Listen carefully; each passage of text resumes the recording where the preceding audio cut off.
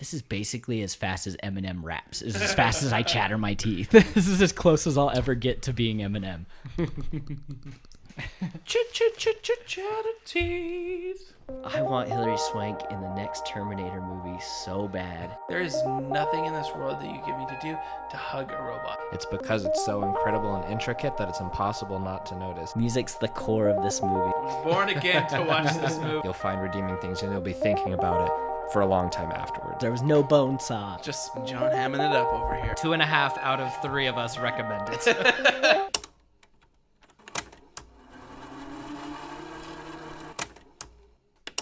Everybody loves talking about movies. Let's talk about movies. What is up, everyone, and welcome to this week's edition of the Pause, Rewind, Play podcast on the greatest film of last year. But before we jump in and tell you what the greatest film of last year was...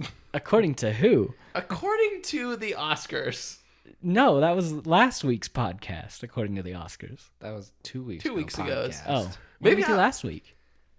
Last week Birds of we Prey. did Birds of Prey. Last week we did Birds of Prey. Completely forgot about Birds And of then Prey. the week before we did Parasite, which was the Which best won movie. the best picture. Okay, I'm sorry, everyone. This is not the movie on the best movie of last year, but I'm not going to lie. I would change my movies of 2019 list after watching this film. All right, I'm going to break it to you guys. It's Jojo Rabbit. We already announced it last week anyways. Hey. But, yeah. So, Josh, how's it going, man? Excellent. Dude, super pumped that you would change your list because if you guys remember, Jojo Rabbit made it all the way up to number 2 on my best movies of 2019 list. So I'm super happy that we're going to go back and revisit it, and not to jump too far forward, but glad that Taika won the adapted screenplay Yeah, Oscar heck yeah. for this. Oh, he deserves it. 110%. And, Vince, how are you? I'm doing good. Thank you for asking. That's wonderful. Are you having a wonderful day, which is today, which is Saturday? Yes. Sorry, guys. I'm in a really weird mood. Actually, I have a crazy story to tell before we kind of dive into Let's our hear it. podcasting. So, I don't know if you guys have ever, open mouth, stick in foot comment ever. I did that super hardcore this morning at work, and I am so sorry to this lady and her husband. But there was this guy walking through these cars, and he looked kind of sketchy. He had a hood on. He was kind of hunched over, it almost looked like he was peering into people's cars to see what to steal. Okay, and I was like, "Who is that sketchy AF dude down there?" And the lady comes up, and she's like, "Oh, that's just my husband." Very point of fact, right? And so I thought she was kidding. And I was like, "Man, that dude looks way sketchy." I just kept going. Just kept pushing And it she's and like, pushing it. "That's my husband," and I was like, "Oh crap!" And literally, my boss was right there, and he was laughing hysterically, a That's bunch so of people. funny. I literally about embarrassed myself out of the building and out of a job today. I was like, I can't go back. I can't go back to work. I gotta ever go home. again. Yeah, I was like, is there any way I can just leave today? I'll work from home. And it's like, no, obviously I can. But yeah, so there's my story of the day. Nice. I literally called somebody's husband this sketchy AF dude, and she. I've talked to some people where they've said something, I say something and then they reply, and I can't tell if they're joking or not, so I don't know what to say, and I just kind of end the conversation and sneak out. Okay, bye. Well, I don't know if you were saying that to be funny, and I don't want to try to figure this out, so I'm just gonna go before things get worse. We're just going to stop right there. Exactly. That's how I felt. I was like, well, I'm going to go lay down a hole and die now. I cannot, continue. And so I had to, pass this lady a few times today, as I was going about, doing my work. And I just couldn't stare at her at all. I was like, every time Just I look at walking her. by, covering up your face. Well, I can only do it on 50%, right? I'm over here, I'm half blinded. I'm like, oh, this is the wrong side. She sits over here. So on one direction I could, and then coming back the other way, could not. You had to go all the way around the building. Literally, I got my step count in today just avoiding this lady. But anyhow, really quick, what have we been watching this week? Anything good? I rewatched Spider-Man Far From Home last night while I was working on some thumbnails for the YouTube channel, and I was like, I wanted something that I've seen before so I don't have to pay attention to it, so I just threw on Far From Home. I freaking love that movie. I freaking love the Spider-Man stuff. Jake Gyllenhaal is such a delight, and we've already gushed all over this in a past episode, but man, he's just such a good villain in it. Marvel's gotten so good at at making the villains cool. I don't know. It was really fun. And then we've been watching Game of Thrones a lot still. We restarted Game of Thrones.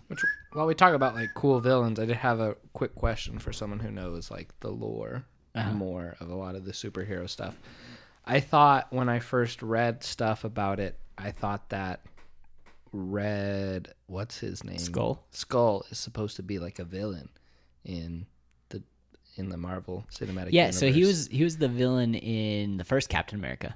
He was the bad guy. Oh, that's Red Skull. And then he got sucked up into space. Wait, no, sorry. So that's Red Skull. What's the guy that David Harbour is going to play in Black Widow? I thought that he was supposed to be a villain I as have no well. idea. I He's don't like know. Red Star, isn't he, or something like that? Something like that. That's too deep for me. Which also like brought me to, so I love David Harbour, as you know, Stranger Things 4. Hey. Well, that's what I was going to bring up. He's the Red Guardian, is who Red he Guardian. is. Red Guardian. And then who is David Harbour? Let's see what this is. I thought David Harbour was going to show up skinny last season.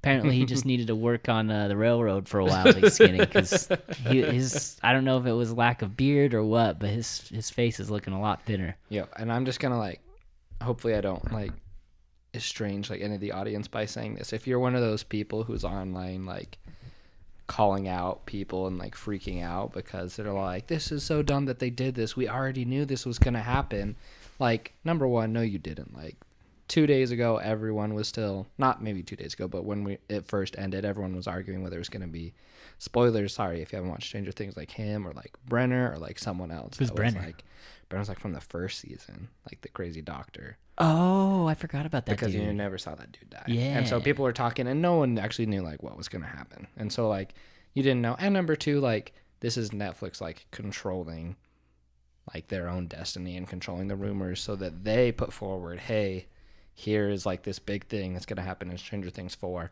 Because otherwise you're going to have like TMZ or something be like, we caught David Harbour exiting like the filming of Stranger Things 4, so surprise. You know? I just assumed it was David Harbour. Why at do the you end of think last that season. they had him play a Russian superhero so they could send Stranger Things to Russia? He had to practice that accent. Yes. Now he's going to be... It's all coming together. Actually, like, I feel like I look a little bit like David Harbour and just need to like I can see that. work on my hair a little bit, and I'd be like right there, smoke a little more, and wear one of those Magnum PI shirts around. I can I'd see be it. living my best life. I have that shirt if you want to wear it because I was him for Halloween. You were. Speaking, so I have that shirt. Speaking of getting ahead of the leaks, how about that Batman suit? Hey, did you guys like it? I did. I thought it was cool. Did you see it, Casey? The new Batsuit? Googling it right now.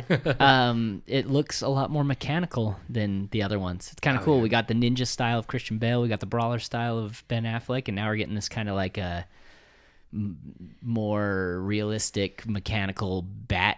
Yeah, it seems almost Suit. like it's going like more like old school while Well, on also staying YouTube, super it's high only tech. number 47 on trending, guys. It's been a couple days. It's been out. For what? Okay. For Stranger Things? No, for the Batsuit. Oh, for the Batsuit thing? Yeah. So, It looks like more armor than the other ones have looked. yeah. But the cow Okay. and the cow looks kind of like leather almost. I don't know, it's gonna be weird to see if this is just like because it's not supposed to be an origin film, so he's supposed to be doing his thing. So I expected it to look a little more, I don't know, techie. That's freaking sick looking. It's Oh my dope. gosh, I gotta like build this up. Ooh. There's your like daily dash of movie news. I know. Let's just listen to Casey Which also, over like- this for the next 5 minutes. Which also, I know that, sorry, I don't Damn, want to jump. Pattinson's jawline right there. You like that? I've cut glass. I don't want to jump backwards, but I just still love, like, I laugh every time I think about it in the Black Widow trailer when David Harbour, like, puts on the suit. He's like, oh, still fits. Still fits. You got that. Guys, that is so great. Actually, that's one thing I got super excited for, Josh, speaking of Stranger Things, was I'm about ready to restart watching Stranger Things. Yes. Because that series is great, but I want to be like super ready. Like Vince, last time when the last season came out, you guys rewatched everything. Yeah, we didn't did you? 1 and 2. Yeah, so I want to do 1, 2, and 3. Might not be able to convince Allie to break away from her TV series. You know, The Office, Scandal, everything else. I started she watches. rewatching Community. I think we've talked about all these Yes. shows like over and over again. Like at some point, one of us is always watching some. Rewatching Community is never a bad thing. What is the most rewatchable television series in your opinion? The Office. For me, it's Always Sunny in Philadelphia. For Hope, probably Family Guy. Yeah. That's my wife. For me, Rick and Morty. I probably watched season 1, 2, and 3 at least 14 times. I still haven't seen the new one yet. I need to watch it. I'm waiting for it to come out on Hulu. Yeah, I'm waiting. So it'll be a year. Because, well, you can buy them right now on iTunes. I keep thinking I might just buy the whole freaking season before it's out. But yeah, Rick and Morty. But like we watched a lot of The Office. I rewatched Mad Men. There's like six shows that are always on repeat, and it's like The Office, Parks and Rec, New Girl. It's always like on your continue watching on Netflix. Yeah, like you finish this one and then the next one starts. Seinfeld is in there. I'm watching a lot of The Simpsons still. I'm in season 14 of The Simpsons now. That's good. That's all good. What you been watching? I finished Jack Ryan season 2 this week, which was pretty good. It wasn't anything like super crazy. Wait, season 2 is already out? Mm-hmm. Surprise, Casey. Whoa. It's actually been out for a couple months. I'm pretty behind. I've been living in a hole, I feel like, with a lot of things. I don't know what's wrong with me. So I finished that and it was fine. But then I also, with like the strong nudging of my wife, because we were just at Walmart and picked stuff up from some of the bins, she finally convinced me to watch a movie that after reading like the premise and everything I didn't want to watch, but she convinced me to watch it. And guess what? It was still horrible. We watched Paul. But it's Seth Rogen. I know. Wait, is that the one with the alien? Yeah. So Paul is an alien, which is voiced by Seth Rogen, and they go on a little like road trip with these two British dudes who are in the U.S. Two for British Comic-Con. dudes. How dare you? You say him by his name. I don't know their names. Dang it, I forgot his name.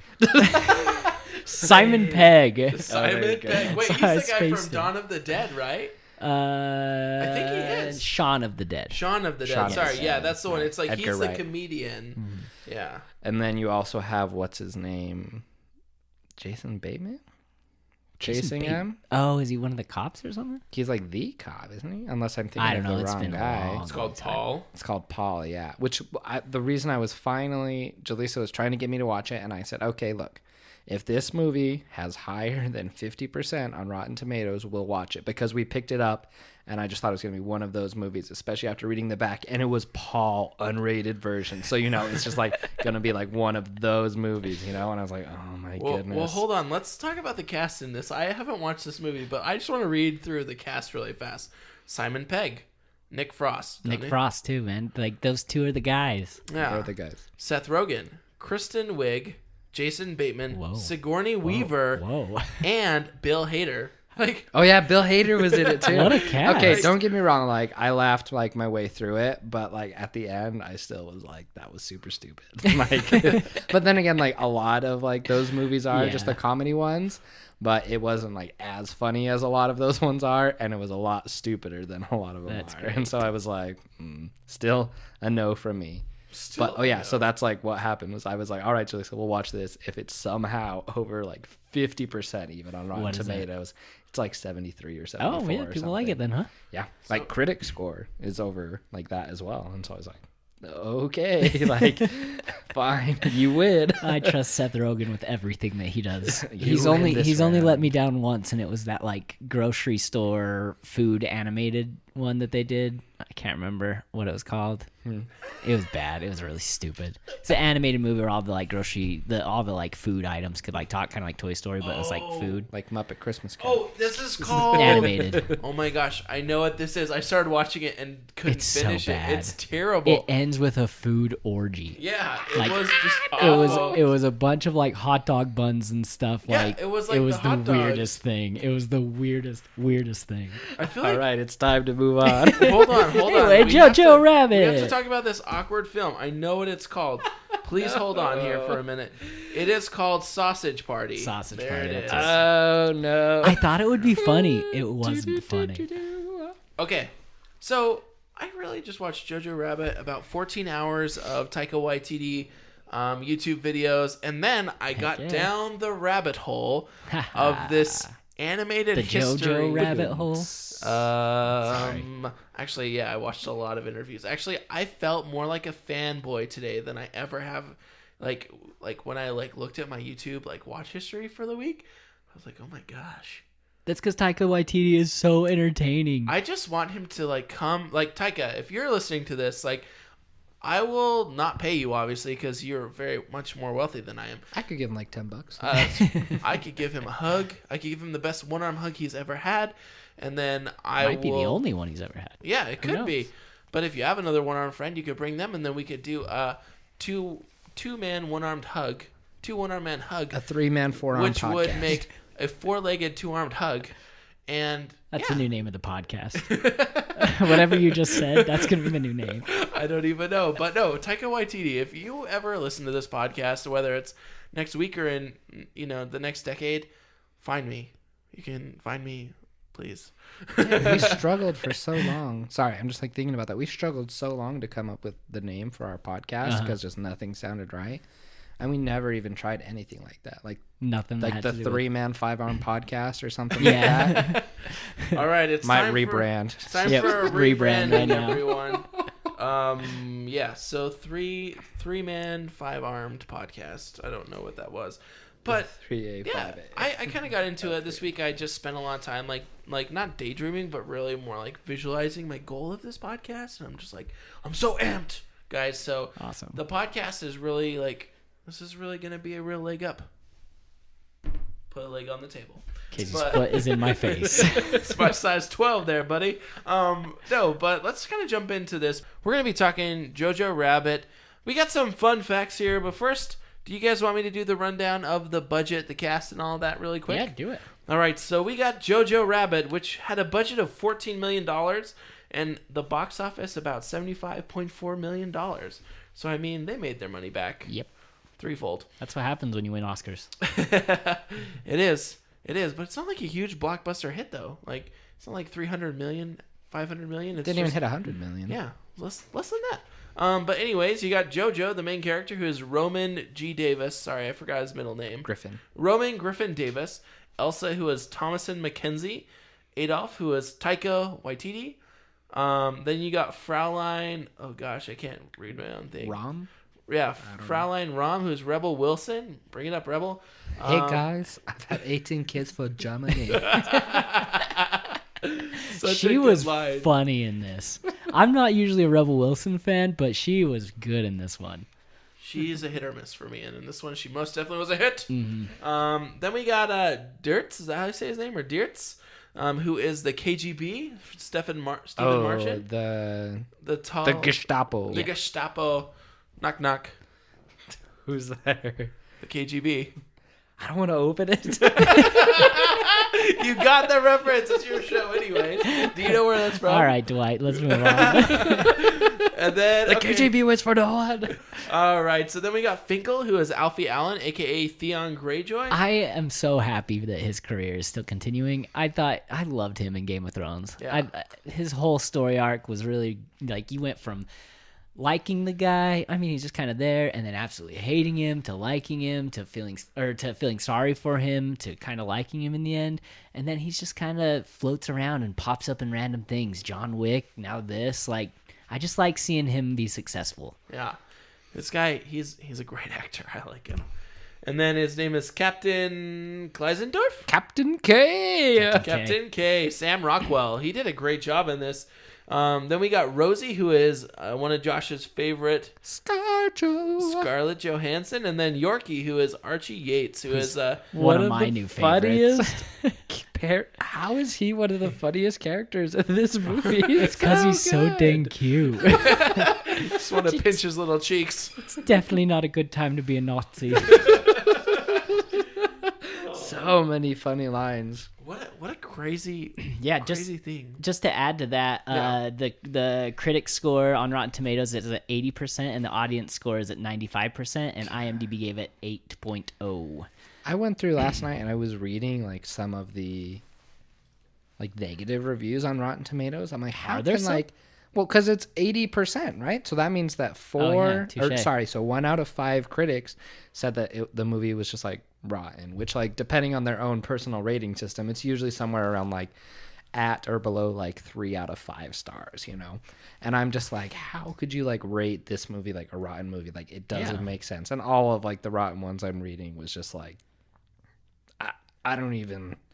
I was just like reading it, and it was like they try to make it funny, but it just doesn't hit, or just like it's too soon, and like all this. Oh, stuff is that like what it is? And I was like, I read an article. Well, there's a bunch of them. I googled Jojo Rabbit, and a lot of the articles' headlines were like, "People wouldn't be so hard on Jojo Rabbit if they realized that Taika Waititi is actually Jewish." I didn't know that. That's true. But like, it makes things less like weird if you know that it's an actually Jewish person who made this movie. I mean, I don't care either way because it's a great movie, but like, I don't know. Yeah. Do you think that would have made a difference if more people knew that? Well, and this is one thing too. It's like people look at, right, like Taika Waititi is Maori Jewish is essentially what he is. So he's a native New Zealander and his mom is Jewish. And like a lot of people, they look at that guy and they're like, dark-skinned guy making a movie making fun of a bunch of Aryan folk and Jews. And like, which it's not making fun of it. Like that's what I don't understand. Like, do people really think that? We'll get into it. Yeah. It's just kind of crazy that people, like, some of the things that, like, when I've talked about it at work or when I've been watching like videos and stuff, and I'll hear people's like response about it, I'm kind of like surprised. But then again, opinions are like armpits. Everyone has at least one, and most of them stink. So that's how it works. But sorry if you're listening to this and you actually have no arms. You may have no armpits. But if you did, they would stink.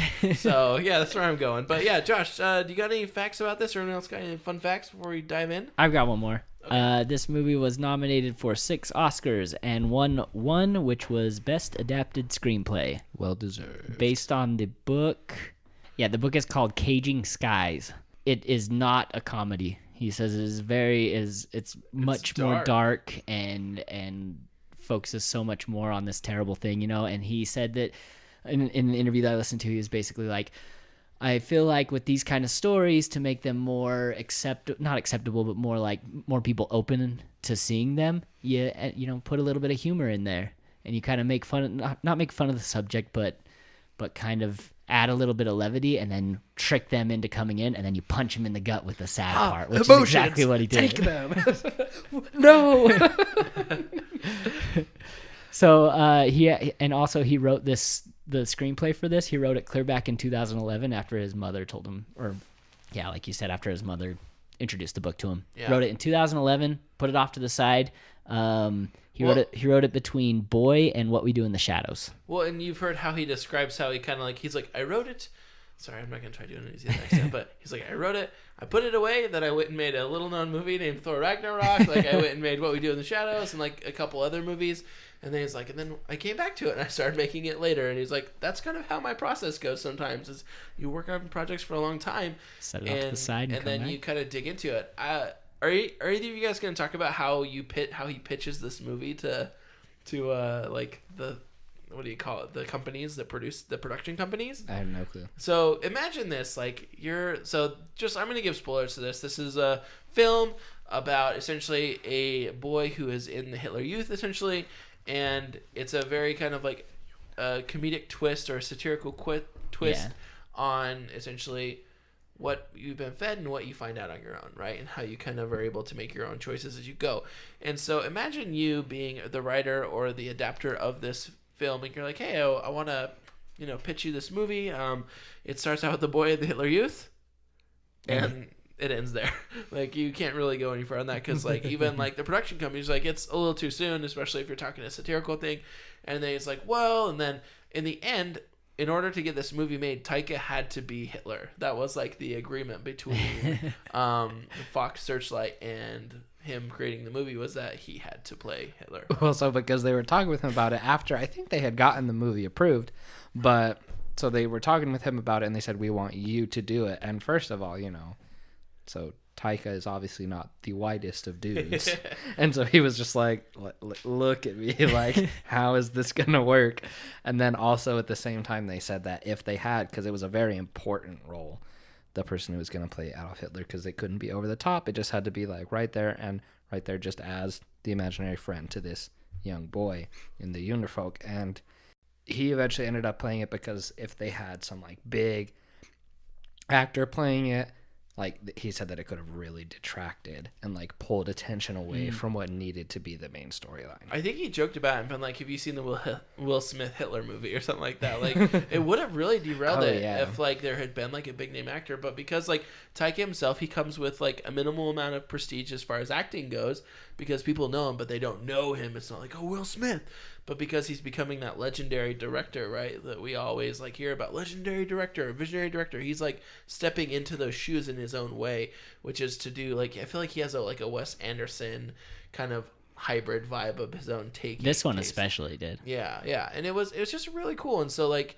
him portraying was a good way to have like that character have a presence, but to not overshadow the main message behind this film. How like, I don't know if it's smart for the production company, but they're like pretty much like, okay, we see what you want to do, but you are going to take all of the risk. If you want to do a comedy about Hitler, you are going to be the face of this. You are going to be Hitler. Yeah. But I did hear him say that he thought about like researching the role a little bit for Hitler, like looking into how he acted and that kind of stuff. And he's like, no, Hitler doesn't deserve that kind of stuff. Yeah. I'm gonna do whatever I want with him. And he's like, basically I just played a dumbed down version of myself. He's like, I didn't even try. I just played a dumbed down version of me. If you guys want to hear something really funny too, like you should look up his TEDx talk from Johannesburg, South Africa, where he talks about his like growing up, his dislike of Nazis and kind of what he did every time he saw a swastika and how that kind of led to him becoming a creative. It's actually a really cool story. That's been a while since I listened to that, but that was good. Yeah, it's a super good one. Basically, you won't be disappointed with anything you watch with Taika in it, because his interviews are just as entertaining as his movies. He's just a funny guy. I think, I don't know, like, if we're going off on a huge tangent, you're talking about Taika, but this guy is, like, from New Zealand, which is, like, one of the smallest, most distant islands in the world.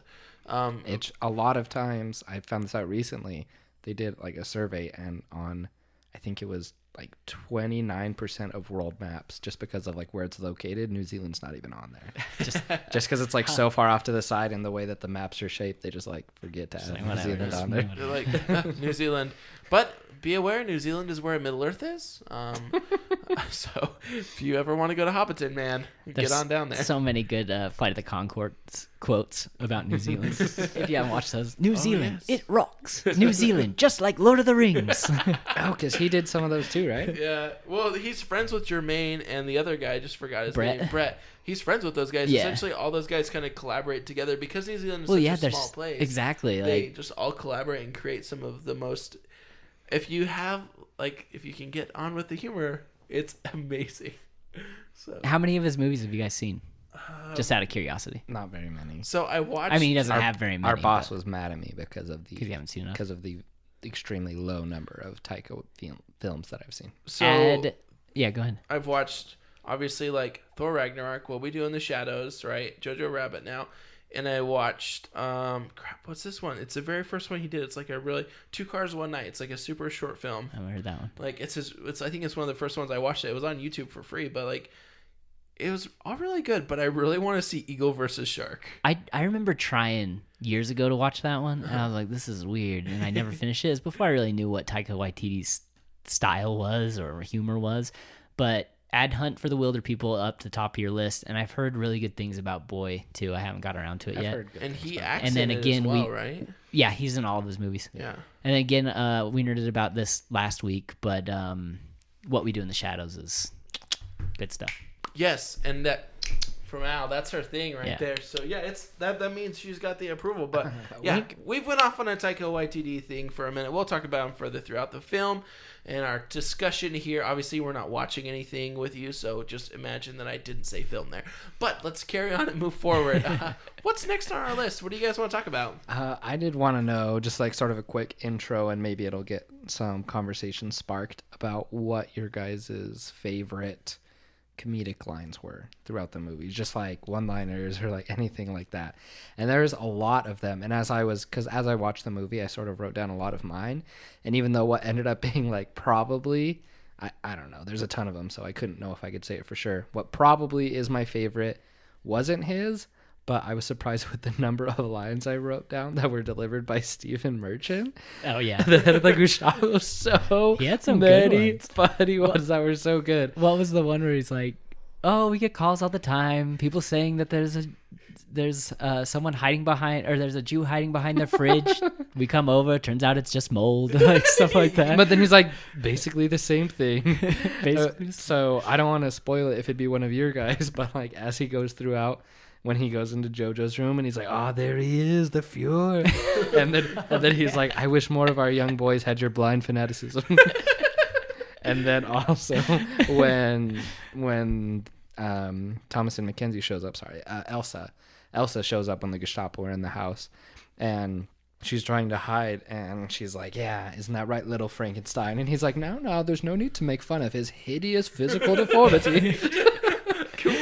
No, but sorry. So my real really quick, talking about ahead. that scene right now. That one interview or that one video that I watched, they actually played some of his alternate takes of that, and there's some pretty good ones in there. Like, "Oh yeah, we all notice his hideous deformity that we talk about behind his back, but don't bring it up in front of him." You know, like there's like 3 or 4 of them that he has. Okay, sorry. I can't. If I kept going on Stephen Merchant quotes, we'd go forever. Because I've got hilarious. one quick fun fact about Stephen Merchant Yes, before we move on please. with him. The scene where they walk in and all of them are standing around going, "Heil Hitler, Heil Hitler," you know, and they go back and forth. They do it 31 times in that one scene. And Taika Waititi said that he wanted a funny moment, but also wanted to illustrate how ridiculous the Nazi protocols were.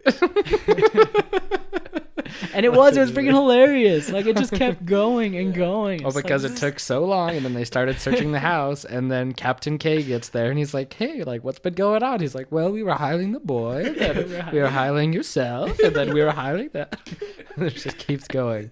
It's just a mess. So there's so many funny lines throughout this whole movie, but I think one of my favorite ones is delivered before one of the deepest lines of the movie, actually, is where she says, so Elsa says, "You're not a Nazi, Jojo," and he says, "I'm massively into swastikas, so I think that's a pretty good sign." Oh gosh. Which we'll talk about the that's line so after that funny. later, but that would, I think, had to pick as one of my favorite lines. And like, shout out to Roman Griffin Davis, this kid who's never acted before, just killed it. in this show. Another little fun fact. Sorry, I've got some random I stuff think I just know in what my it head. is. Taika Waititi's casting method is because he works a lot with kids. Like, he casted someone in, like, a kid in Boy and Hunt for the Wilder People. He says he casts his kids based on the character, so he'll go through kid after kid after kid until he finds the kid that he imagined as the character as he wrote it. And he says, I think it was for Boy, I want to say, they didn't find that kid until the day before filming started. Oh my gosh. So he's just like waiting it out for the perfect person, and they got the perfect person with this. What's his name? Roman Griffin Davis. Roman Griffin Davis. He's so lovable, and just he's a good actor, and like you can see that he like knows these lines, the meaning of the lines that he's delivered. He's so good. And fun fact, which I thought was going to be what you're going to say, but it was not, when they get to after he gets blown up by the grenade, and when Scarlett Johansson is bringing him back to be, there while she's off at work or whatever with Captain K, and they're like, what can he do? And they're like, oh, we need someone to walk the clones. And she's like, all those kids, those are his brothers. Either brother like multiple It's gotta be times, brother duplicated, because right? it's like all of them. But I they forgot said, about someone that. in an interview, they said like brothers, and so I was like, Oh. what the heck? So it probably is just brother like duplicated. God, that's another funny line. Just gotta walk the clones, and they're all just like these blonde haired, like, blue what? eyes. Well, that's like, I think it's based off of like, one, there was like a desire for the Nazis to find clones, right, so they could create their perfect race, but also like literally if you were a high ranking like officer in their like regime, you could essentially like breed with whoever you want to create the perfect blonde hair, blue eyed kid, and so they're trying to make all these that are the same. So I thought that was a good quip at it. So I thought And it was humorous. we also talk about when we mentioned how he wanted to show just like the ridiculous protocols of the Nazi Party and also the double standards that they have. One of my other favorite lines delivered by Archie Yates is like when they're and it's in the downfall and everyone's coming to attack the city. He's like, our only allies are the Japanese, and between me and you, they don't look very Aryan. where it's just like their whole like idea and the whole reason that they started so much of this is because they want to build the perfect race, but then their only allies who they're accepting help from is definitely not what they envision as the perfect race. It's true. Can I deliver my favorite lines? Please. In this movie? Sorry. No, it's all good. It's when Rosie, is that her name? The mom. She's like, "Love is the strongest thing in the world." And then Jojo goes, "I think you'll find that metal is the strongest thing in the world," followed closely by dynamite and muscles. And muscles. Like, I thought that was like one of the funniest like thing that was so delivered, because he's like so like into this, and he's just like, think about that, Mom. Just think it through. I don't know if you were ever like a little kid, if you guys remember that, like having this thing where you're like, "Mom, you don't realize this," and like he was just a matter of fact, "Mom, I don't think so." It's like your little sister. It's metal. Like she just like so very matter of factly, and it's always like, "I support. Go you." Yeah. Okay. But yeah, no, that's one of my favorite lines. And then also, and sorry, I'm not trying to like bring this person up, but Adolf, he has probably one of the funniest lines in this. Oh no, he's hilarious in this, and like we said, like it's because he's making fun of that character so much. Yeah, you know, like he's using. Yeah, go ahead. He's just making fun of it, like, right? And he's just kind of like That making character, fun that of, person. that person so much. Well, he's a character. Yeah. Real clown. But really, this is his line. Like, he says, "Let them say whatever they want. People used to say a lot of nasty things about me. Oh, this guy's a lunatic. Oh, look at that psycho. He's going to get us killed." Like, the way He he looks- says it too. "Oh, look at that lunatic. He's going to get us all killed." And then he like stops and he does that look like, come He's on. like, "And look at me now." Yeah. Doesn't he look at the camera at that point, too? I don't know if he Like, actually looks in the camera, but oh, it's so good. Yeah.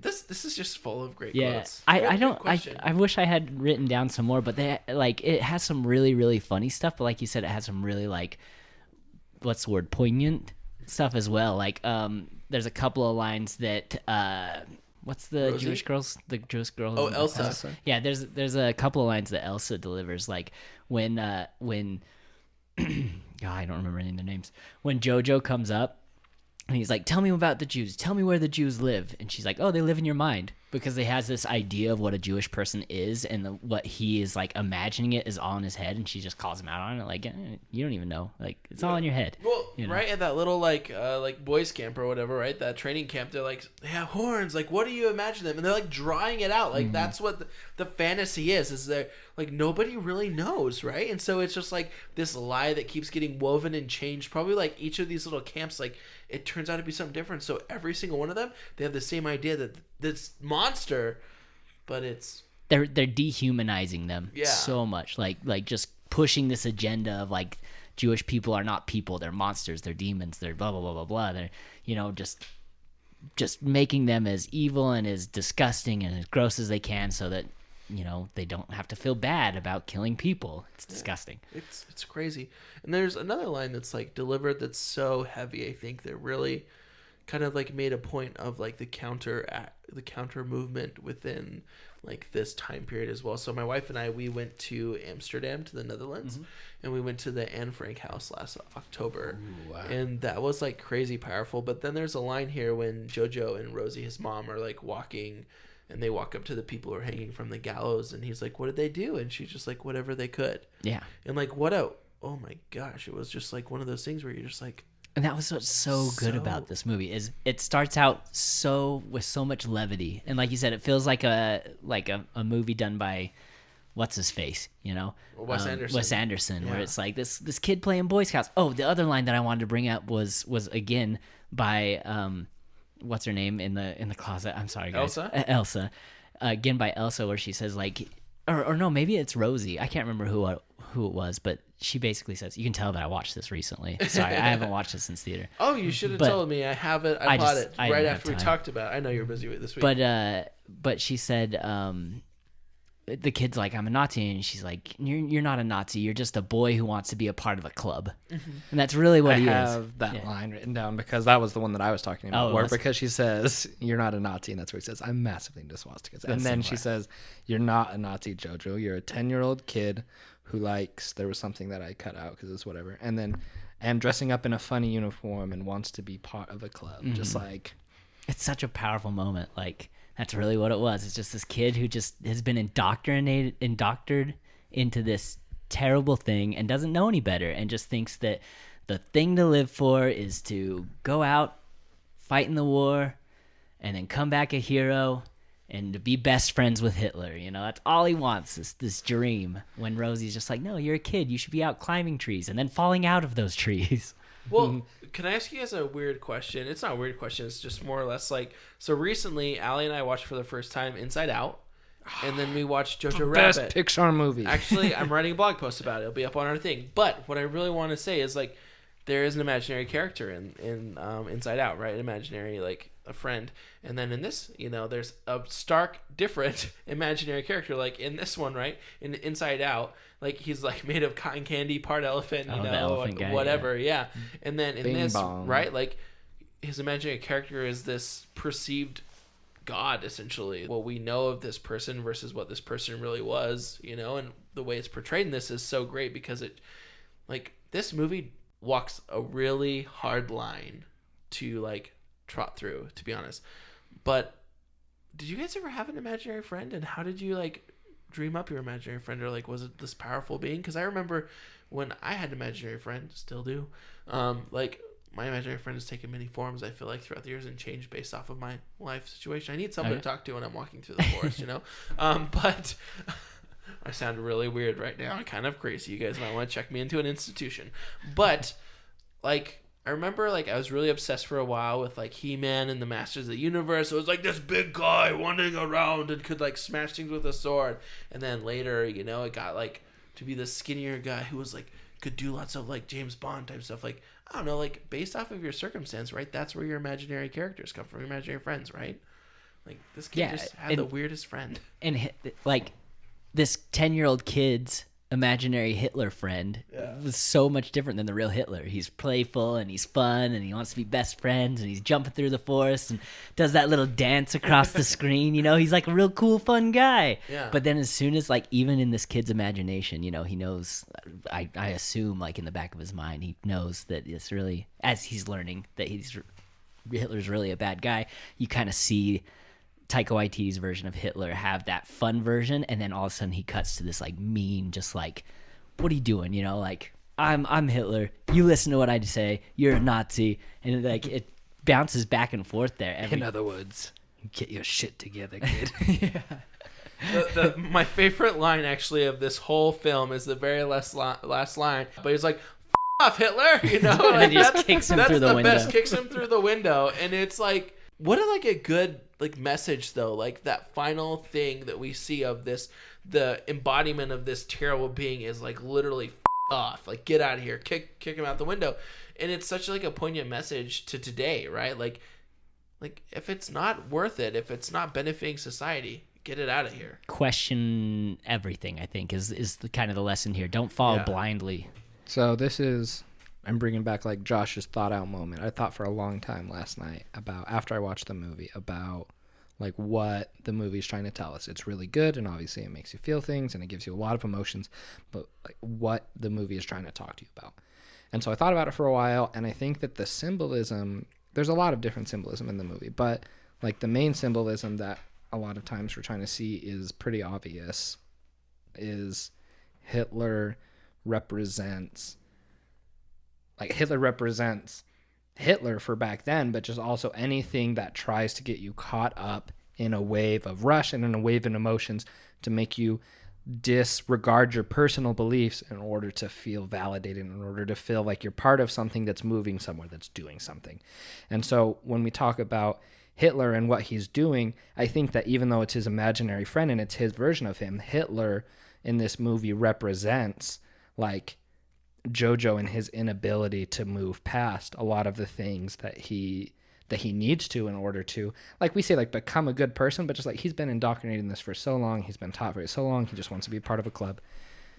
It just represents him like moving past that. So when he eventually does say F off Hitler, it's him really getting past that. And another symbol of this during the movie is him trying to tie his shoes, right? And or his mom's shoes. When it's he finally really hard to tie your shoes as a kid. Yeah. When he finally does tie his shoes, it's also symbolic of him being able to finally move past that barrier of like of accepting the wrong things or not thinking for himself. And he tries so hard during the movie, even in what we'll, I'm sure, talk about in the most emotional scene of the movie. He still tries to do it to his mom, but he still hasn't completely moved past that barrier that he tries to break the whole movie.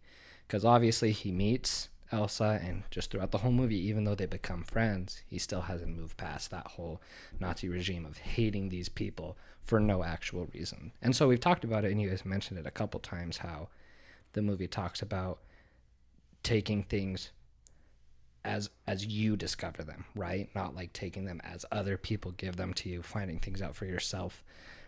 And we need to do that, obviously, like not only because it's like the right thing to do, but also because in that lies true knowledge, right? Like we learn things for ourselves, we actually know them, versus taking at someone else's word.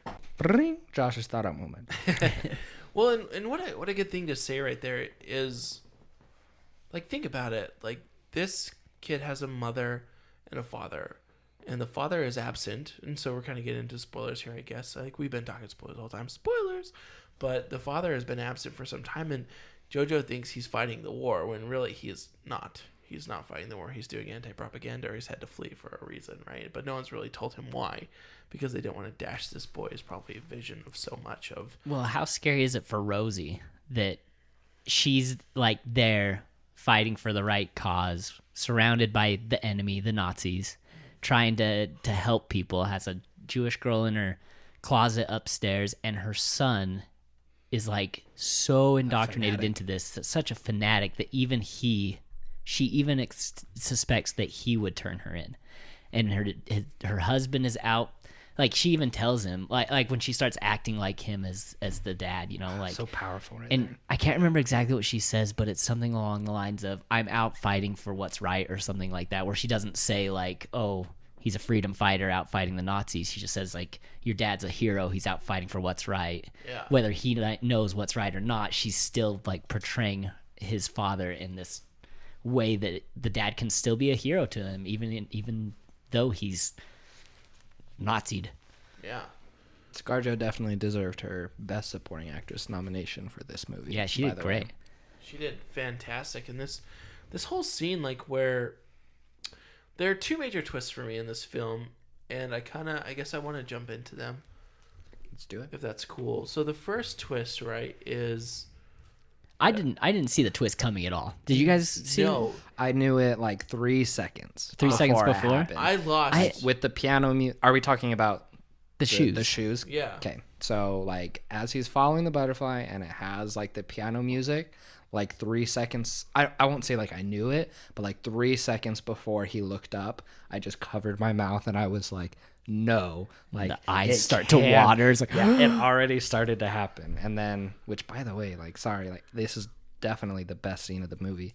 But, like, what an amazing way to subtly, but, like, very forcefully, like, show us her shoes, like, previously in the movie, so that the moment that we saw them, there was no doubt about what was happening. and I even had that moment in the movie, like where she was dancing up on the wall or something. And I'm like, why is it so focused on her shoes? Like, And, like, I mean, whatever. Like, but I remember like consciously thinking, all right, red shoes or something like that, you know? So like, They're very unique shoes. Yeah. The wingtips. Well, they just wanted to make, Quentin Tarantino's cast a little bit envious. Like, was these are gonna nice say shoes. But man, when he's chasing that butterfly and running through the streets, you go from this like happy-go-lucky story where you're cracking up and it's all fun and games to this just like punch in the gut, like we've said earlier, where I didn't see it coming, and I teared up, and it made this story so much more, like, it's just so important, like to see this transition that this kid takes place, and for him to realize, that this club that he's been a part of is actually the enemy, and then still have to kind of come to terms with it, and then feel like no one was even there to help him. Like, his mom gets killed and no one, like, he goes home to no one. He goes home to Elsa, and that's it. But no one knows that. I'm saying, like, the Nazi party, like, nobody cared what happened to this kid. He just gets abandoned there. Yeah, it's not like someone came to take him to the orphanage or like anything like that. And the only person that's there looking out for him was Colonel K. and Captain bite. K. Or yeah, sorry, Captain K. Captain I think K. I just got him confused with Colonel Clink. Well, and this is. Why you? Did you go watch Sonic yet? No, and I will not. Okay. No, but that was a big thing, is like that moment when you see the shoes and you see him like fumbling to tie them to support her in any way, my gosh, right? it's so sad. It's so powerful, and it's just that moment when he recognizes like something is wrong, and that's when he goes home, and he goes to Elsa and he pounds on the door and makes up a blank letter, right? Like does wait. Oh no, that was way before. The blank letter is later. It's before the blank letter. Where he like the blank letter is at the end when he helps. Never mind. Oh right, no, sorry. So sorry, he goes I'm- home and he stabs her kind of. Yeah, he Oh, stabs yeah, her just with like the the knife. tip of That's the what I'm knife. talking about. Sorry, he stabs her with just like the tip of the knife. He goes and he just like, so Because like, in his mind, he's still so indoctrinated into this that it's her fault that she's dead. yes, exactly. That's what was crazy, is like he's become a friend with Elsa, and he ends up stabbing her, and then she goes and like supports him and like kind of like helps him out, which is one of the just so crazy to me. I don't know. What do you guys think? I don't mean to commentary everything. And so I will jump back to the shoes, but since you got up to that, it was actually something that was really cool, where even though like he's lost everything, he finds the smallest bit of hope in the only place he can, which is with Elsa, because not only is Elsa the only one who's left for him as a friend or anything like that, but also a couple of times, let's see, I wrote it down, a couple of times after she dies, he can find small comfort in Elsa after his mother's death, because she's very much like her mother, at least in a couple of lines she says. Like when they're out looking over the city when it's getting destroyed, he asks her, what's the first thing you'll do when you're free? And she says, dance. And earlier in the movie, when she was dancing and he was like, stop dancing, she's like, dancing for people who are free, is what she says. And so it kind of brought it back there in a cool way. There's another moment too where Rosie and Jojo are standing at the door, and she's like, I think it's after he gets blown up, and they're about to leave, and she has that line that's like, or he asks, is it dangerous out there? And she goes, extremely. And then they walk out the door, and they call back to that too at the end when they're finally going to leave the house. Really cool. Yeah. But then, and then the shoes. So I watched it yesterday again for the podcast. And so I've watched it a total of 3 times now. And the first time, obviously, I was in the theater, my wife next to me, and if you know my wife, you know that she'll a lot of time, I'll like try to like be like sort of like manly or whatever, like around her, but I'm also not afraid to cry in movies. And this moment hit and I just lost it. I'm obviously not like sobbing in the theater, but I was crying like uncontrollably. The tears were just streaming. It was insane. And I watched it 2 times after that, and even knowing what was coming, I still cried, just so moving, so powerful. And like you guys said, this is the moment where he realizes not only is the Nazi party wrong in its assumptions with the Jews and everything like that, it's also taken everything from me. And so he really, even though he hasn't still, even with this crazy brutal moment, even though he hasn't still crossed the full barrier of going back against it, because even moments before his mother's death, he's still trying to like push up like the propaganda signs. This is like his real huge turning point, just because of how crazy it is, how impactful it is. I also want to shout out Captain K throughout this movie. Sam Rockwell's hilarious, and what a good person. One of the fun facts that like the character is such a good person, like he was this successful probably general or something. I'm sure it says something in the movie what he was at the beginning, who gets hurt, who gets assigned to be with the kids. Operation Screw Up. Yeah, and then Jojo blows himself up, and so he gets assigned to a desk job, and everything, I guess, in a way is kind of working out to him, and he's just surrounded by the end of this movie, he's just surrounded by what he sees as the enemy. But you notice throughout the movie that him and Alfie Allen's character have some kind of relationship. One of the fun facts that I found is if you look at the costumes that they're wearing, they have on their shoulders a pink triangle, and I can kind of read what it means here. It says, in their last appearance together on screen, Captain Klesendorf and Finkel are both seen with pink triangles on their uniforms. And that's their big flashy uniforms that I absolutely loved. Like when he shows him the picture and it looks like a child's photo of the uniform that he's creating, I giggled. And then when it was actually showed up, he's at the end, wearing mascara. Oh my gosh, it was so good. And this big war, and he's just got colors, and he's standing there, and like I said, he's got this pink triangle. It says the triangles on their uniforms references the relationship suggested between the two of them throughout the film. A Nazi back then would mark their clothes. A Nazi back then used to mark the clothes of gay men with pink triangles. So like by the end of that movie, he just gets to the point where he's like, I'm screwed no matter what. I'm on the wrong side of this war. I'm not going to get out of this. I've been hiding who I am through this whole thing, and he just comes out in flair, just him and Alfie just owning who they are. Well, because Alfie's got the radio, right? That's supposed to be playing annoying music or whatever there with him. Oh man. And then that Cool I gotta shout out that moment too when they're imprisoned by the American guards and Jojo comes over and that part too. Yeah, and he's just This is the twist, the second twist. So keep going. This is the one I want to talk it's so powerful. Like he goes over there, and this is after Captain K actually saved Elsa. I'm gonna get that by the end of the stream. He saved Elsa from the Gestapo, so he's this good guy, and then he has this final act of good where he sees Jojo and rips the jacket off and calls him names, Well, and even before that, I kind of tear up when he's talking to him, where he was like, I'm sorry to hear about Rosie, about his mom and stuff, and he's there sympathizing with the boy. Do you think that he was involved in that too with Rosie? Yeah. Do you think he was secretly involved in it? Because it never really points it out. But I don't think so. With her dying, because no, not involved with her dying, but involved with the resistance. I think he might have been because he had they had such a. She was a friend to him. She was like, hey, find him something to do. They had a thing. So I think that he knew that she was doing something, but I think he was letting it happen because he knew it was the right thing, and with the circumstances of who he was.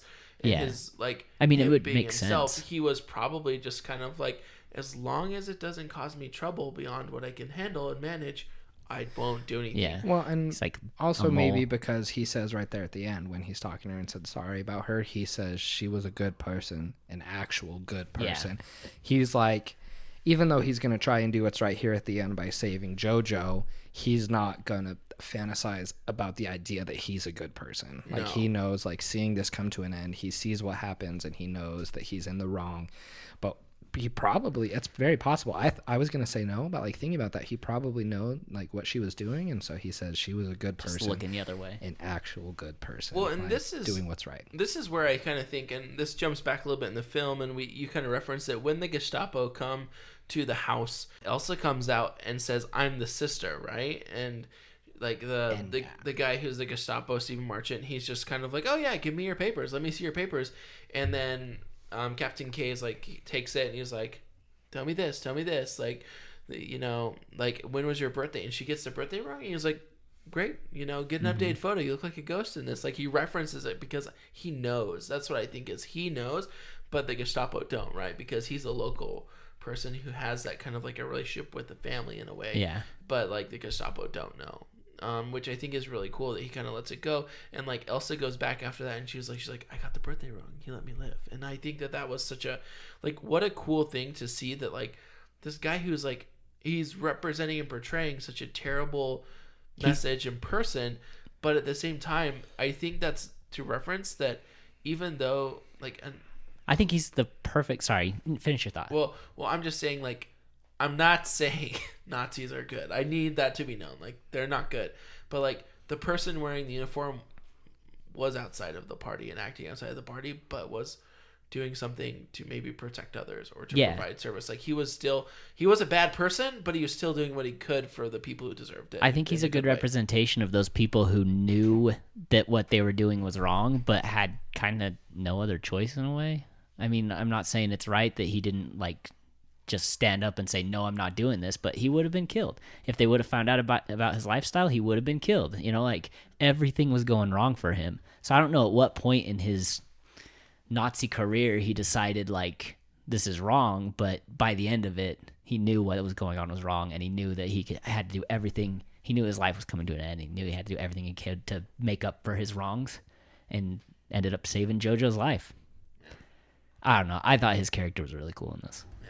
Yet another character where I've mentioned this before, where Sam Rockwell ends up being somebody who you don't actually hate as much as you thought to at the beginning. # 3 billboards outside Ebbing, Missouri. Well, and another crazy thing about this and kind of like this film is at the end here, right before where we just kind of talked about, is this war is going on. The city is being taken by the Americans, right? And we go over to Rebel Wilson's character, and she's like putting jackets on the kids, giving them guns, and like sending them into battle. And like that's a real representation of when like Nazi Germany was falling. Like it was the women and children who were left fighting because some of the men had ran. The army was stretched thin. Like people were captured, killing themselves, like doing anything not to be captured. And I said captured, killing anything not to be captured, whatever that means. But like that's like a real representation. Like these people were so indoctrinated, they were flinging children. And what was it? Like they didn't have anything. Like Yorkie comes over and they're like, "Look at my new uniform. It's practically made of paper." You know, like they give them nothing. Paper-like material. Yeah, that's what's kind of crazy is they do that, and then there's the one point when the army's coming in and like Yorkie and his buddy, and he's like he sees Jojo, he's like Jojo drops the rocket launcher and blows up the building. But like that kind of like brings in the unfortunate humor within darkness, right? Is that there were things that were beyond the control of those people, yet you have to laugh. I don't know if I'm saying this right. You have to chuckle when things go wrong go wrong for the right people that you want things to go wrong for. I don't know how to say it, but it's just like that moment needed to happen, and they portrayed it in a humorous way because who flings kids into battle? That's all I want to know. Like, it was a humorous way, and but it still gets the point across. And I think a lot more people will see this and still get that, you know, that message of all these terrible things that happen without having this like long dramatic movie. They can still get the lessons that need to be learned from this terrible thing that happened, but not walk away feeling like completely shattered or depressed or whatever, you know. Yeah. You can have a good time in the movie and still learn good things. You can be educated in a humorous way, I think. And yeah. That's something like I learned a long time ago. If you go to like stand up, like you can learn very valuable things in a very like funny, sarcastic setting. Like, I don't know, like you go to stand up or improv or something like that, like you hear some of the most terrible things that happen to people, and it's funny, but you're like, that's happened to me, or that's happened to someone I know, and you learn that more people have bad days than we realize, and that we need to be a little bit kinder. And in this regard, like, this is not a funny subject. This is a topic that covers the extinction, mass murder, genocide of over 8 million people, right? But they did it in a way that taught us like that this was so bad that the only way, like, I don't know, that's something, but one way to represent how bad it was to make a joke out of such a terrible thing. And I don't know if this is the right way to say it at all, so I might have to edit this out later. Like, to be honest, like, I'm not trying to make light of it at all, but the way that Taika does it is he walks down a knife blade and he executed it flawlessly, I feel.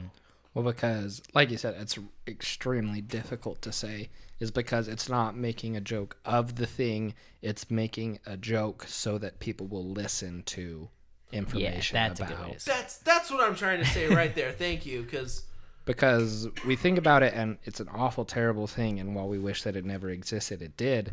And you go back to that, you know, old saying that you always heard, that those who can't remember the past will be doomed to repeat it, right?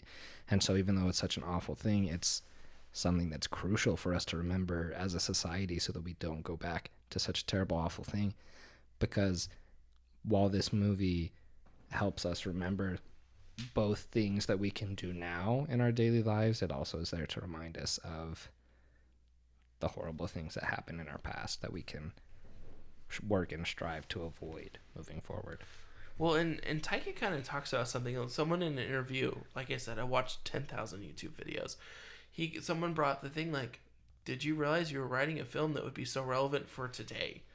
And he's like, well, when I started writing this film, the Nazis were all dead. And and I'm not trying to like go too crazy on this, but he's like, it's a very relevant film, and the way that we approach it, I feel, needs to be heard, and I think it's being heard. So I don't know, like, I hope that makes sense. But the reality of it is like, this film was written and it has a message, and it's done, like Josh said, like, there's a joke, so we'll listen, and it's done in a really good way. So you were talking about the lesson and everything, and it makes me think about how, it just makes me think about how much of, like, we're talking about how relevant it is today. And I sort of like already mentioned it before, but just people talk a lot of times about how persuasive Hitler was, and for a lot of different things. You think, like, how did he get this many people to follow him? And obviously it was with lies and with deception, but there's so much things that can be done in persuasion. And while persuasion can be a good thing to help people like believe something that they should believe, it can also be used to make people believe things that they shouldn't want to believe. And so you think about it, you watch the beginning of this movie after it gets started and he has his little conversation with Hitler. It's there, and it's showing, you know, like real footage of things that happen like in the Nazi party while it's playing Komm gib mir deine Hand, which is like the Beatles singing in German the version of I Want to Hold Your Hand. And it's this poppy thing, and he's like running around yelling Heil Hitler, and it's being all cool. And like you could be like jamming to that. And you think about that, they had planes flying in swastikas. They had like all this other stuff to be like, hey, this is cool. Like, this is what's happening. We rebuilt our nation on this. This is going to be awesome. Like, let's go. And so many people got behind that. You need to be able to see past the rousing speeches, the people yelling and everything, to the true content. Do you believe the true content that's coming out of the person's mouth? Not on how loud they're talking, not on the metaphors they use. Do you believe what they're saying? And is it right? Because I just think about right before his mom died, they had that scene where we talked about it, where Hitler, he was there talking to him, where he was like, sort out your priorities. He has this ginormous speech, and there's like deep like music in the background where he's like, Germany will never fail and all this stuff, blah, blah, blah. And it's the first moment where, you know, Jojo isn't just, like completely on the Fuhrer's side. He's just like, he's there like sitting like kind of scared actually, but he's there giving this like huge like motivational speech to him and everything like that, where he tells him to get his priorities together and get back in line. But this is where Jojo actually starts to question it, which is what we need to do. It's a lot of deep talk, guys. Like, deep movie. It's a deep movie. That's the thing. Yeah, that's a good way to put it. It's like, this movie was not surface level at all. Like, there was a lot of like jokes and there was a lot of humor, but the depth we're like soaring through in this is just, I don't know, depth of soaring. I don't know. Wow, what a combination of words. But like, it hits you, and it makes you think. Like, that movie made me think a lot, and it's a type of movie that have you thinking for a really long time. So yeah, I don't know. Anyone else got anything to add? I don't want to like turn it back into like kind of a joke here for a minute, but I have some like more funny stuff to talk about, and also I want to talk about like the design of this film a little bit. I don't know. Sort of just transition, sort of like what we talked about. Just be yourself, believe in the things that you believe in, and stand for it. Just be yourself.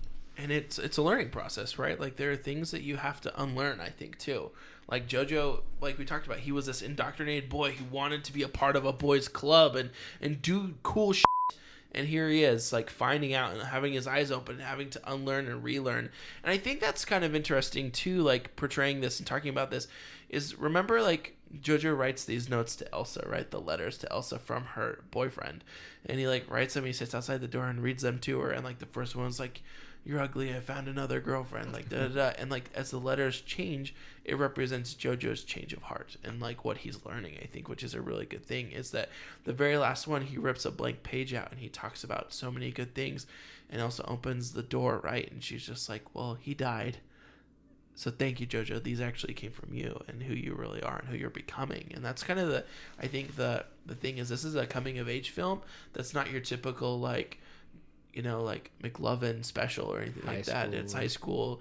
It's like a child who is learning because everything is falling apart and crumbling around him, but also something new is building in its place at the same time. And maybe before we hit on the final couple, like production topics and everything like that, maybe we should, while we're on sort of a more like serious and looking at what the film's trying to say to us, we can look at the final words, you know, besides credits that... Off Hitler? No. Okay, sorry. Those aren't the final words of the movie. Okay, Casey. sorry, I don't remember. They go outside and they dance after that yes, and yes, everything. yes. But also, so the actual final words that he wanted us to have in our minds, which were by the great poet which they referenced a few times in the movie, which they put on after they close, you know, and it's just a black screen and he puts up the words, right? Oh, where this is the poet. He goes to the library to do the research on who's Elsa's like boyfriend had quoted at one point. Yes. Okay. Exactly. Okay. Sorry. So they pointed, and then he puts up an actual quote from this poet at the end, where it says, "Let everything happen to you, beauty and terror. Just keep going. No feeling is final." And so everything about that is beautiful. The no feeling is final thing is, no matter how bad things are going, or no matter what you think you believe right now, is to just keep going, to keep being yourself, keep learning about what you think is right and what you think is wrong, and standing up for it, because what you feel right now, no matter if it's good or if it's bad, you're not done yet. You can keep moving forward. You keep progressing as a person. And even though you might get to a place where you feel really good about yourself and everything, that doesn't mean you can't keep progressing. You will keep learning until the very last moment of your life. No feeling is final until your very last moment. Well, I can't say anything more beautiful than that. It's a good way to wrap that up. Yeah. Sorry I brought in that F off Hitler again. I No, apologize, it was a good... For some reason, I It's thought a strong moment. Yeah. Like, even though it's funny, it's so strong Well, because that's he finally goes against it. Yeah. Sorry, you have to change your mind. Change your mentality. Change your mind. Change your world. Got any last thoughts to wrap it up? Well, I just wanted to talk about how cool this whole, like, film was. Like, the set was beautifully done. Like, the part where they're riding the bikes down, the river scene where they're going up the steps. Like, It got a nomination for production design, didn't it? Yeah. We can check that. I'm pretty sure it did. But this whole movie, Production design, costume design, film editing, supporting actress, best picture. yeah, like just so good, and I just love like the brightness of it. Like when I referenced like a Wes Anderson film earlier, like that's how it felt, but it had such a beautiful story behind it, and I just wanted to call that out. Like I thought it was wonderful. I guess as we're wrapping it up, can I kind of like talk about what I did on social media and what some people said about this film? Oh yeah, heck yeah! I forgot about We that. forgot to remind you. Sorry. So here we have words from you guys on social media. Thanks for chiming in. Yeah. So guys, I posted a thing on my social media account, on the Pause Run Play podcast account, and I just really wanted to know, like, what do people think about this? So I literally said, we're recording an episode on Jojo Rabbit. You know, what do you think was, you know, what did you enjoy about this film, or what did you kind of take away?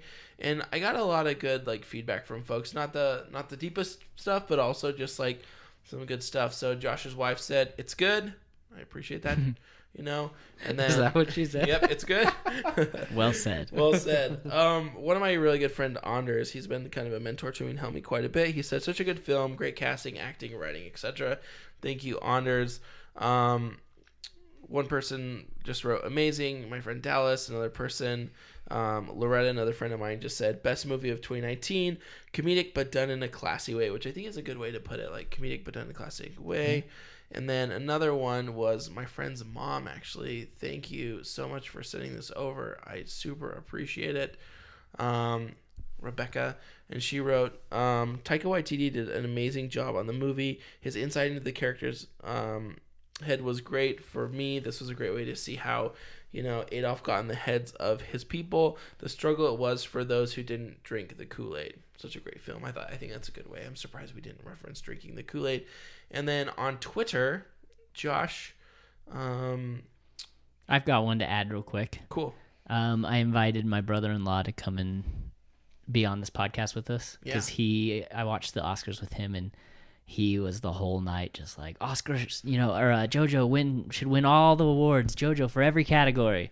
So I invited him to come in and be on the podcast, and he didn't give me a yes or a no. All he texted back was movie of the year. I think that's a good way to put it. And then from Twitter, Josh, Chad, what podcast is he from? The Rogo Tours podcast. Rogo Tours. That's the one you referenced quite a bit. But I think I just want to end on this one because he did this in a really eloquent way of saying it.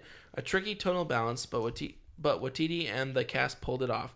Ultimately moving, the biggest thing for me was how it mirrored events taking place today. That is what elevated it for me from a good movie to a great movie. So, Chad, thank you for your feedback, and everyone who participated, thank you so much for helping us kind of like add a little extra value to our podcast. Like we do this for ourselves, one, but two, we hope that you enjoy the content we're putting out, because without you, there would be no us. So thank you to those who listen to us and those who support our podcast. And this was Chad's, I just looked it up because I listened to their top 10 movies of the year. This was Chad's number 5 movie of 2019. So super high up there, lots of good stuff. Yeah, I think my list would be different if we did that again, now that I've seen all of these Oscar movies. Had you not seen Jojo I Rabbit hadn't before seen we did it? JoJo or Parasite or Ford v Ferrari. There's a bunch of them. And we did do it right before 1917, and we said where we'd put it, but yeah. I think next year we'll have to maybe do this a little do bit it in different. the middle of February instead. Well, but I always want to do it. It's like one of my favorite Yeah. episodes ever. I think we Either should that or do I just like got to a- catch up on movies before the year ends. Yeah, I think we should do like a sprint like type thing, like Just quit our jobs for a couple weeks. Yeah. take a lot of PTO. I don't Just know. kidding. So really, thank you everyone for kind of tuning in with us. Vince, any closing statements or thoughts on this? No, it's great.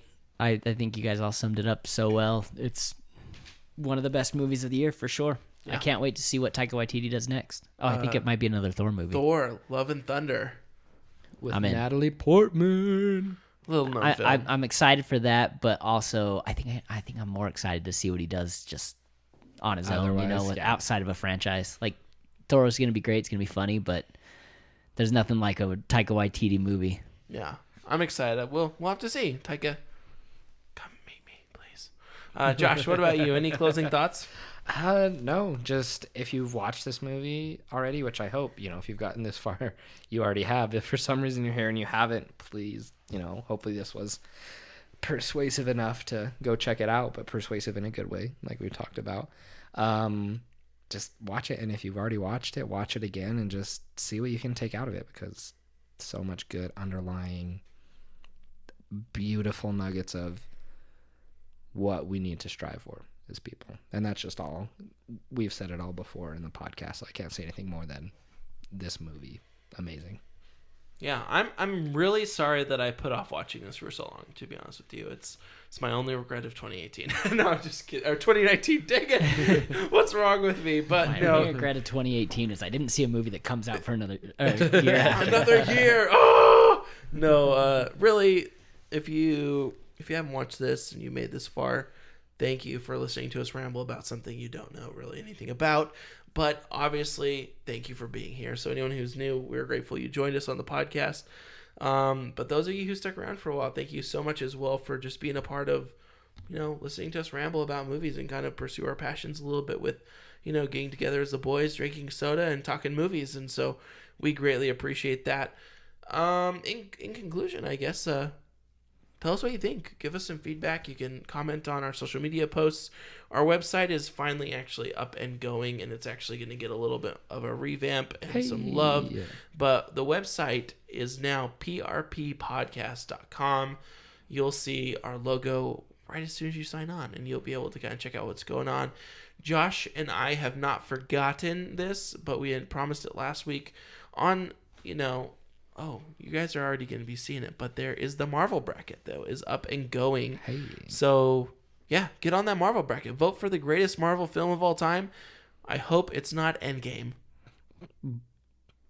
I would watch Endgame again. I would, too. I wanted to see what either of you would say with that I comment. held in comments. I could hear it. Like, it was like, oh. It was like a gulp, because the words started coming and my mouth had to hold it back. Like, I already swore a couple times on the podcast that Casey will have to bleep it out no more. Listen, Josh, if Endgame wins, I will return to Oz and go with the talking chicken. So are we doing that next week? What? The end of the Marvel bracket? Is that our next No, I don't think it'll so. take 2 weeks to get that finished. So. Does that mean we're going with the suggestion?